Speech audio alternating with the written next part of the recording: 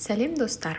Бүгін сіздермен бір жасағаннан шығатын бадам сүтінен өте жұмсақ құймақ рецебімен бөлісемін. Сиыр сүтін қолдануға да болады, бірақ бадам сүтімен ерекше жұмсақ болады. 3 жұмыртқаға шымшым тұз бен қантты қосып араластырып аламыз.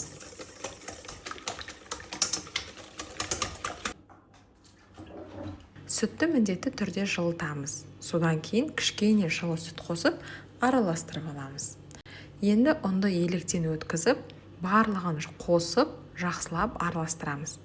Ешқандай түйіршіктер болмағанша, ұнның бәрі жойылғанша араластырамыз. Енді қалған сүттің бәрін қосып, тағы араластырып аламыз. Ең соңында сұйық май қосып араластырамыз.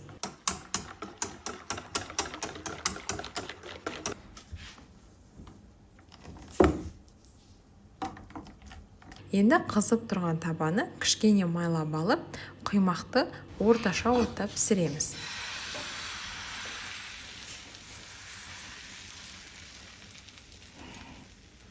Өте тез, оңай әрі керемет дәмді рецепт.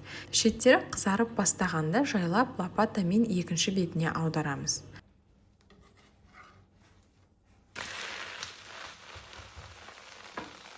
Осындай иілген темір лопатамен аударған өте ыңғайлы. Осы рецептен шамамен 15-16 дана құймақ шығады. Міне қараңыздаршы, өте жұқа, сондай жұмсақ, нәзік әрі сондай ерекше дәмді болады. Міндетті түрде жасап көріңіз. Таңғы асқа вареньемен, нутелламен, қаймақпен жеген күшті болады. Видеом ұнаса, лайк басып, арнама тіркеліп алыңыз. Ас болсын!